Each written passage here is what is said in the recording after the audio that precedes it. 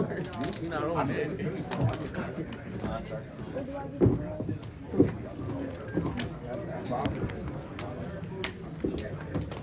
Yeah, Bruce.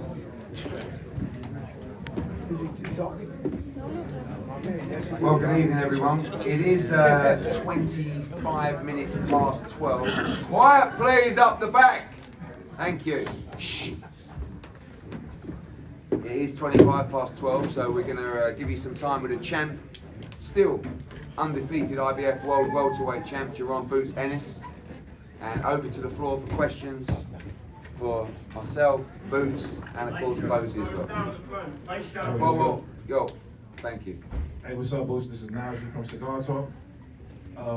I know in the ring questions, you said immediately that you were thinking about going to 154. You weren't sure about the pop. Can you talk about that a little more? Was it just the punching power? Was it you making weight? Can you talk about just the idea of moving to 54?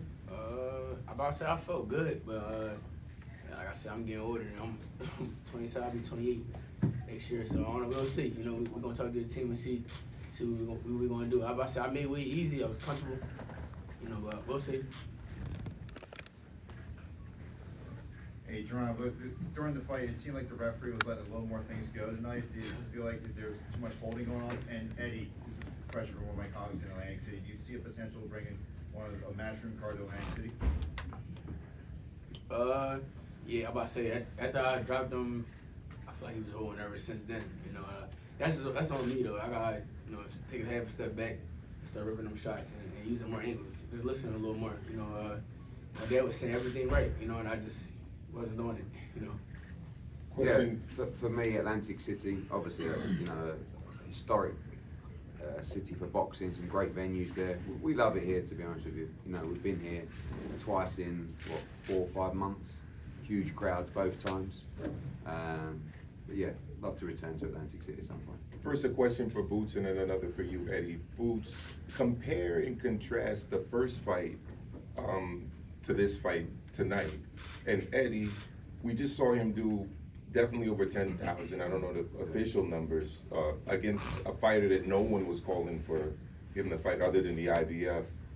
Compare that against what you'd expect Mario Barrios or another titleist in this division to do against that level of opponent. I mean, that does speak to his star power in the city, does it not? Yeah, I mean, last time was obviously the return of big-time boxing in Philadelphia, and tonight, like you said, we put a great card together. It was a great atmosphere. We know that the unifications do great numbers here in the city, but at the same time, we've got to look at the options around. I mean, there's only 2 options: a unification or a big fight at 154. That's it.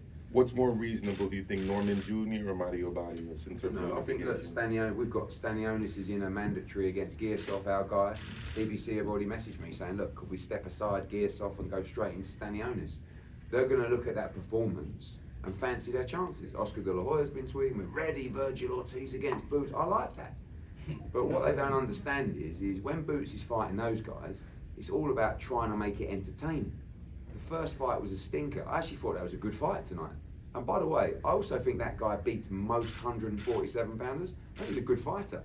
But Boots is just trying to make it exciting, trying to get him out of there. He doesn't really have a lot of regard for what's coming back.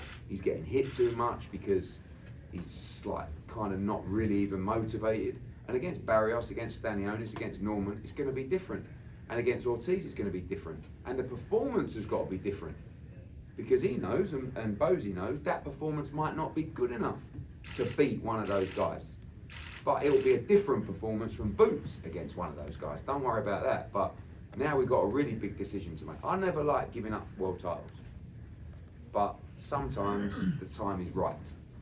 And, we may get a substantial offer to fight Vergil Ortiz in Saudi Arabia. And then from there, it's on Jaron and Bozy. That's it. And he'll get my advice, but these are the guys that will make the decision. But for me, I think it's only unification or Ortiz. That's it.